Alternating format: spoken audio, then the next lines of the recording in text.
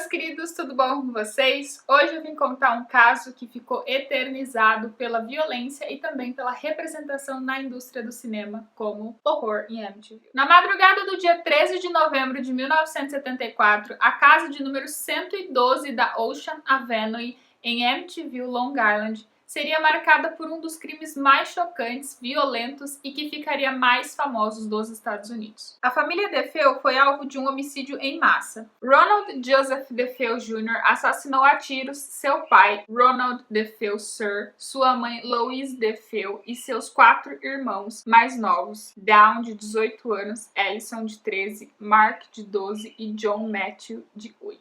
Por volta das 6h30 da tarde, Ronald, que na época dos fatos tinha 23 anos, entrou no Harris Bar, alegando que os pais tinham sido baleados, quando um grupo de pessoas resolveu ir até a casa e encontrou todo o massacre. Rapidamente a polícia foi chamada e logo que eles revistaram todo o local, eles confirmaram a morte de 6 pessoas. Ronald foi levado à delegacia mais próxima e até então ele alegava que um assassino ligado à máfia teria cometido os assassinatos. Mas no dia seguinte ele muda sua versão e confessa todos os assassinatos. Quando ele confessa os assassinatos, ele diz a seguinte frase: "Quando comecei, não consegui parar. Foi tão rápido." Logo após ter matado sua família, ele contou que tomou banho, livrou-se de suas roupas ensanguentadas e colocou uma limpa e seguiu para o trabalho normalmente. Porém, a causa dos crimes cometidos nunca foi revelada. Ronald era como o terceiro adulto da família, sendo 5 anos mais velho do que a sua irmã mais nova, Dawn. Ele sofria com os abusos do pai desde criança e os impactos foram sentidos mais duramente nele do que nos seus outros irmãos. Ele se tornou um adolescente problemático com transtorno de personalidade e esse fato seria utilizado em sua defesa posteriormente. Seus pais até o enviaram para consultar um psiquiatra, mas não obtiveram nenhum resultado. Foi então que os pais decidiram lidar com o filho de outra forma, com bens materiais.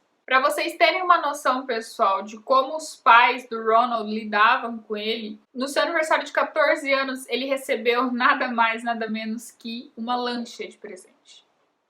Ele estava tão acostumado a receber dinheiro dos seus pais que ele passou a roubar todas as vezes que os pais recusavam alguma quantia. A situação se agravou a tal ponto que aos 17 anos ele foi expulso da escola por uso de drogas e por episódios frequentes de agressão. E foi então que ele começou a usar regularmente alucinógenos até chegar à heroína. O clima de tensão dentro da casa era muito comum, porém existe uma briga em específica que mostra exatamente o lado psicopata do Ronald. Em uma determinada noite, os pais do Ronald estão brigando na cozinha, ele simplesmente pega uma espingarda que ele tinha dentro do quarto, aponta para o rosto do pai dele e ordena que a mãe dele saia imediatamente do cômodo. Ele dispara, mas obviamente não acontece nada porque a arma não estava carregada.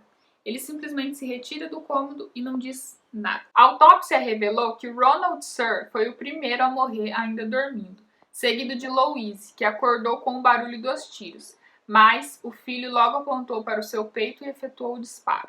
Em seguida, ele se dirigiu para o quarto dos irmãos. Mark morreu na hora. John agonizou por alguns minutos antes de vir a óbito. As irmãs Ellison e Dawn foram as próximas, ambas acordadas em seus momentos finais. E após inicialmente Ronald ter confirmado a autoria do crime, ele começou a mudar a história e as controvérsias começaram a aparecer. Para vocês terem uma noção, pessoal, em uma das versões ele conta que a irmã Dawn matou o pai e que a mãe matou o restante dos irmãos e que ele matou a mãe. Outra explicação que foi fornecida por ele seria de que a irmã dele, Dawn, e outro homem desconhecido teria matado os pais e que a Dawn teria matado os outros irmãos e que a única pessoa que ele matou teria sido a irmã Dawn. Todas essas afirmações apresentadas por ele foram contestadas por especialistas que demonstraram com evidências que nenhuma das vítimas apresentou sinais de luta e todos os sinais de pólvora encontrados nas roupas das vítimas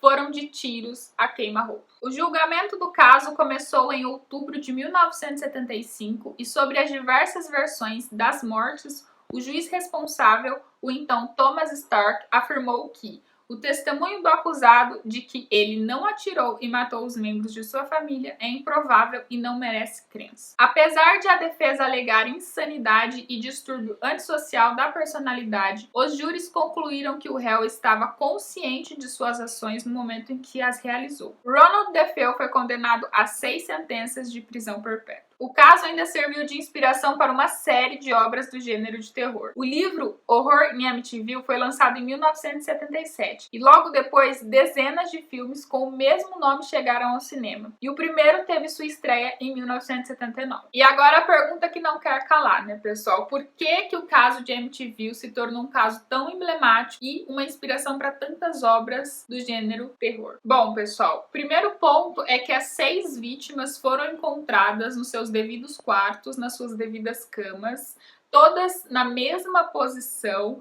Não foi encontrado em nenhum laudo nenhum sedativo no corpo delas, ou seja, nenhuma delas escutou os disparos e também nenhuma delas tem sinal de luta, nenhuma delas lutou com Ronald. E ele foi o único condenado pelos assassinatos. Ou seja, pessoal, a cena de crime foi considerada atípica, porque o Ronald, ele é o único condenado pelos assassinatos, ou seja, ele matou as 6 pessoas, nenhuma delas tem sinal de luta, nenhuma delas escuta o barulho, e além de tudo, nenhum dos vizinhos escuta os disparos efetuados. Os investigadores da época concluíram que todos estavam dormindo no momento do assassinato. Porém, o questionamento é o seguinte: como que Ronald matou os pais e 4 irmãos sem que nenhum deles escutasse os disparos e acordasse? E aí entra o sobrenatural. Teria Ronald recebido ajuda